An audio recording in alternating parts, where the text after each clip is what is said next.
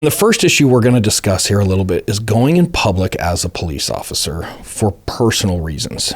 And yes. I'm not going to lie. I've done a lot of things where a family function comes up, or I'm dropping kids off, or I'm picking kids up. Actually, there's this really funny story that one day I'm taking the kids to school, and I was in an unmarked, and I wore plain clothes most of my career. Okay. And we're going down the freeway, and this guy's like all over my ass, just riding my ass the whole time. Okay. And then finally he passes me, and as he passes me, like he flips me off. And both the girls are in the car, and they're like, "Oh, what's up with that guy?" So I'm like, I pull him over. Because he didn't know I was an unmarked car. Oh, no. And as soon as I got to the driver's side, he's like, "I am so sorry." I'm like, "I'm just giving you shit. Have a good day." just be aware you never know who you're going to encounter on the freeway. Yeah. So I've had incidents. Not while my kids are in the car. Yeah, like flip me off by myself. No. Anyway. Yeah. Kind of funny.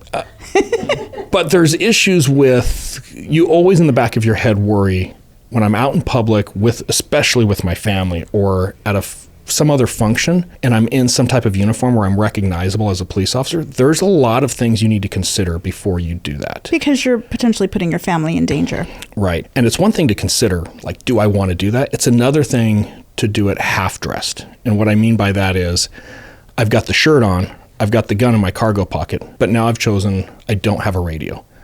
I don't have my taser. I don't have my pepper spray. You don't have all the other tools in your toolkit that you usually need to do your job every day to your fullest ability. Yeah. And just to make it really clear to our listeners, Biggie Smalls is out of policy when he does this. He could probably get away with running into Walmart on the way home in full uniform, grabbing a package of hot dogs and going. Not a problem. Right.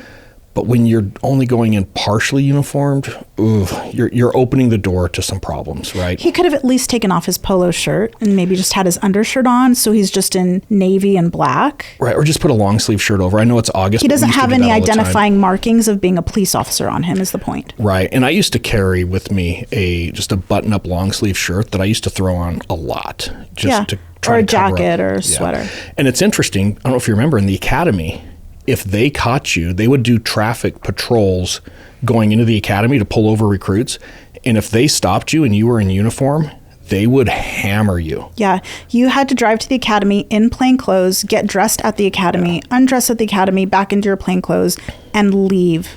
And they would follow you and down the road away from the academy. And a lot of people would be like, well, of course they are. But what it is when you go through 4 months of academy, there's going to be a day or two that you're running a little late and you're worried you're not going to make it in time. So you're getting dressed, or you have carpool people who are getting dressed because they're late. That's the worst. And then you get stopped by and they don't need a reason to stop you because you're a recruit. And then one of your carpool people does something stupid and now everybody has to run extra hills after. That sounds like a very personal experience. Yes.